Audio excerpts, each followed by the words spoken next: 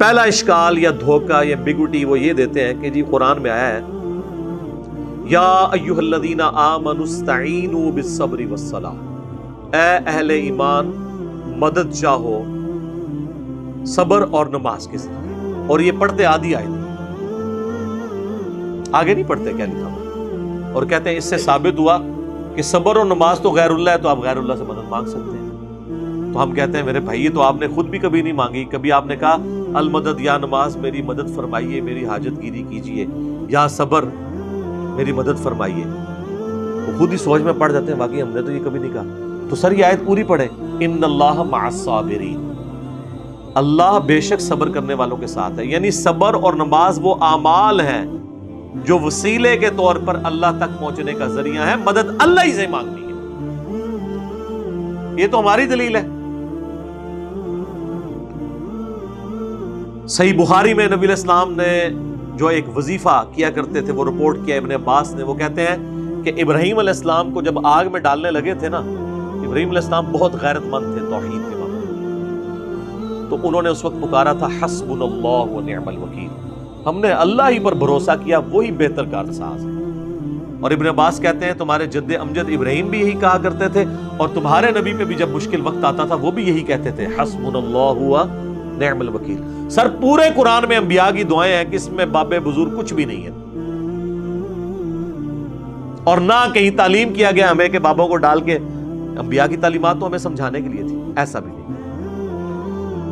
جامعہ ترمذی میں ایک حدیث ہے، اس کی صحیح سند المستدرک للحاکم میں ہے اور سنن نسائی الکبریٰ میں، کہ نبی صلی اللہ علیہ وآلہ وسلم ہر مصیبت اور پریشانی میں کہا کرتے تھے یا حی یا قیوم برحمتک استغیث، اے خود سے زندہ ہر چیز کو تھامنے والے میں تیری رحمت کے ساتھ تیری مدد کا سوال کرتا ہوں۔ اگر نون سے پڑھیں گے تو پھر جمع کا صیغہ ہو جائے گا، ہم سوال کرتے ہیں، نستغیث بھی درست ہے، استغیث بھی درست ہے، الحمدللہ۔ اچھا اب دوسرا اشکال سنیں جی، وہ کہتے ہیں جی عیسیٰ علیہ السلام کے بارے میں قرآن میں آیا ہے، انہوں نے کہا تھا من انصاری الی اللہ، تو قال الحواریون نحن انصار اللہ، وہ کہہ رہے ہیں کون اللہ کے لیے مدد کرے میری دین کے کاموں میں۔ اس میں یہاں کا لکھا ہوا ہے کہ ان کے ساتھی فوت ہو گئے تھے اور وہ قبر پہ جا کے کہتے تھے قبروں سے نکلو اور روحانی طور پر جسد امثالی کے ساتھ آ کر میری مدد کرو۔ یہ بھی ایک نوی ٹرم ہے۔ دوسری کہنا نا قاسم نوتوی صاحب 6 سال بعد کس طرح نکلے وہ دیوبند کی صلح کرانے کے لیے بیداری میں، وہ کہتے ہیں جسد امثالی کے ساتھ ایک نیا ان کو جسم ملا تھا تو اسے قبر نکلا ہے۔ اچھا بریلویوں کے بابے نکل آئے تو وہ شرک، دیوبندیوں کے نکل آئے تو توحید، اپنی عقل کا علاج کرنا ہے۔ تو یہ تو بالکل ظاہری اسباب ہے، یہ وہی چیز ہے جو قرآن میں حکم ہے وَتَعَاوَنُوا عَلَى الْبِرِّ وَالتَّقْوَى وَلَا تَعَاوَنُوا عَلَى الْإِثْمِ وَالْعُدْوَانِ، نیکی پرہیزگاری کے کاموں میں ایک دوسرے کی مدد کرو، برائی کے کاموں میں نہ کرو۔ اس میں تو غیر اللہ کو غائب میں پکارا ہی نہیں جا رہا، نہ مرے ہوئے کو پکارا جا رہا ہے، نہ کسی دور والے کو، جو سامنے موجود ہے وہ تو سر آپ کافر سے بھی مدد لیں۔ صحیح بخاری میں حدیث ہے نبی علیہ السلام کی وفات اس حال میں ہوئی کہ آپ کی زرہ گروی رکھی ہوئی تھی یہودی کے پاس اناج کے عوض، تو آپ کافر سے بھی مدد لیں ظاہری اسباب میں۔ لیکن یہ تو نہیں ہے کہ کوئی فوت ہو گیا ہے اور سامنے موجود نہیں، آپ اس کو مدد کے لیے پکار رہے ہیں، نہیں، وہ نہ آپ کسی جن کو پکار سکتے ہیں، نہ فرشتے کو، نہ کسی پیغمبر کو، نہ کسی بزرگ کو۔ اور یہ تو حضرت عیسیٰ کے ساتھی تھے نا، اس طرح کی آیت تو قرآن میں نبی صلی اللہ علیہ وسلم کے لیے بھی ہے۔ سورۃ الاعراف میں آیت نمبر 157 ہے، جس میں اللہ تعالیٰ نے باقاعدہ حکم دیا ہے اہل ایمان کو کہ تمہارا ایمان اس وقت کامل ہوگا کہ جب تم نبی کی مدد کرو گے ان کے دین کے سلسلے میں۔ فالذین آمنوا بہ وعزروہ، جو ان پر ایمان لے کر آئے پھر ان کی عزت کی، ونصروہ، اور ان کی مدد کی، واتبعوا النور الذی انزل معہ، اور پیروی کی اس قرآن نور کی جو ان کے ساتھ نازل ہوا، اولئک هم المفلحون، وہ ہے فلاح والے۔ ہم آج بھی نبی علیہ السلام کی مدد کر سکتے ہیں ان کے دین کی اشاعت کر کے۔ تو اس کا کیا مطلب ہے ہم رسول اللہ کے مشکل کشا ہو گئے؟ نہیں، ہم تو اپنی مشکل دور کرنے کے لیے اللہ کے دین کا جو ہے وہ کام کر رہے ہیں۔ تو یہ معنی کچھ اور تھا، اس کو بدل دیا۔ یقین کریں اگر یہ گوروں کو اردو آتی ہو نا تو کس طرح مذاق اڑائیں ان کی باتوں کا، کہ بات کیا تھی تو بنا انہوں نے کہاں سے کیا دی۔ تیسرا اشکال وہ کہتے ہیں جی سورۃ المائدہ میں آیا انما ولیکم اللہ ورسولہ والذین آمنوا، بے شک تمہارا پشت پناہ، تمہارا ولی، تمہارا دوست، تمہارا مددگار تو ہیں اللہ، اس کا رسول اور اہل ایمان۔ تو بالکل ہم مانتے ہیں۔ اس میں یہ کہاں سے ثابت ہو گیا کہ آپ ان کو پکار رہے ہیں؟ اہل ایمان حضور کے ساتھی، آپ کے ساتھ آپ کے مددگار تھے، بالکل ٹھیک ہے۔ یہ تو نہیں ہوا کہ حضور علیہ السلام نے خیبر کے موقع پر حضرت حمزہ کو پکارا ہو جو فوت ہو چکے ہوئے تھے احد میں کہ آئے میری مدد فرمائیں۔ حضرت علی صاحب نے موجود تھے، ان کو بلایا۔ تو بالکل دوست بھی ہیں، پشت پناہ بھی ہیں جو اویلیبل ہیں۔ آج کی ڈیٹ میں صرف اللہ کو مدد کے لیے پکاریں گے، اور اہل ایمان جو آپ کے سامنے موجود ہیں آپ ان کے ساتھ ساتھی ہوں گے۔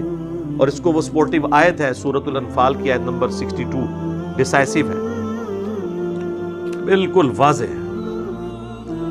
وَإِن يُرِيدُوا أَن يَخْدَعُوكَ، اے نبی اگر آپ کو خطرہ ہو نا کہ یہ کافر آپ کے ساتھ دھوکہ کریں گے، فَإِنَّ حَسْبَكَ اللَّهُ، تو بے شک اللہ آپ کے لیے کافی ہے۔ هُوَ الَّذِي أَيَّدَكَ بِنَصْرِهِ وَبِالْمُؤْمِنِينَ، وہ اللہ ہے جس نے اپنی طرف سے آپ کی مدد کی اور اہل ایمان کے ذریعے بھی آپ کی مدد کی، یعنی صحابہ کے ذریعے آپ کے ہاتھ مضبوط کیے۔ تو اس کا کوئی مطلب یہ لے گا کہ صحابہ حضور کے مشکل کشا تھے؟ نہیں، دین میں سپورٹیو تھے ظاہری اسباب کے طور پر۔ پھر اس کے آگے چل کے اللہ تعالیٰ نے کہا کہ ہم نے تو فرشتے بھی نازل کیے مدد کے لیے، لیکن کسی نے فرشتوں کو مدد کے لیے پکارا نہیں ہے ان جنگوں کے اندر۔ پھر 64 نمبر آیت میں آتا ہے یا ایھا النبی، اے اللہ کے نبی، حسبک اللہ، اللہ آپ کو کافی ہے، وَمَنِ اتَّبَعَكَ مِنَ الْمُؤْمِنِينَ، اور جو آپ کی اتباع کرنے والے مومنین ہیں وہ بھی آپ کو کافی ہے۔ تو اس کا کیا مطلب ہے؟ حضور جو ہے وہ حسبنا اللہ و نعم الوکیل کی بجائے وہ اپنے صحابہ کا حسبنا پڑھتے تھے؟ نہیں، آپ کے سپورٹیو تھے دین کے حوالے سے، جس طرح آج کی ڈیٹ میں ہم بھی نبی اسلام کے سپورٹیو ہیں، ہم ان کے دین کا کام کر رہے ہیں الحمدللہ۔ چوتھا اشکال وہ کہتے ہیں جی قرآن میں ہے سورہ التحریم میں فَإِنَّ اللَّهَ هُوَ مَوْلَاهُ وَجِبْرِيلُ وَصَالِحُ الْمُؤْمِنِينَ، رسول اللہ کا مولا تو ہیں اللہ، جبریل اور مومنین، اور اس کے بعد فرشتے بھی۔ اچھا، اس کا مطلب ہے کہ حضور علیہ السلام المدد یا جبریل کہتے تھے، یعنی وہ ان کے پشت پناہ ہیں، جب اللہ تعالیٰ کسی کی ڈیوٹی لگاتا تھا وہ حضور کے ساتھ کام کرتے تھے، آپ کے صحابہ آپ کی خدمت گزاری میں تھے، یہ مطلب ہے۔ یہ تو نہیں کہ آج کی ڈیٹ میں آپ نے پکارنا ہے، نبی علیہ السلام نے کبھی یا جبرائیل المدد کہا ہے، بلکہ قرآن میں سورہ انفال میں ہے کہ اللہ نے اپنے نبی سے وعدہ کیا کہ ہم غزوہ بدر میں احد میں فرشتے نازل کریں گے۔ تو حضور نے تو فرشتوں کو خود نہیں پکارا، اللہ نے کہا ہم بھیجیں گے۔ پکارنے والا معاملہ کہیں نہیں ہے مدد کے لیے کسی کو۔ تو اگر یہی والا معنی لیا جاتا تو صحابہ اکرام جو ہے وہ کہہ رہے ہوتے یا امیر حمزہ المدد، کسی نے نہیں کہا، یا جبرائیل المدد کسی نے نہیں کہا، جو سامنے موجود ہے۔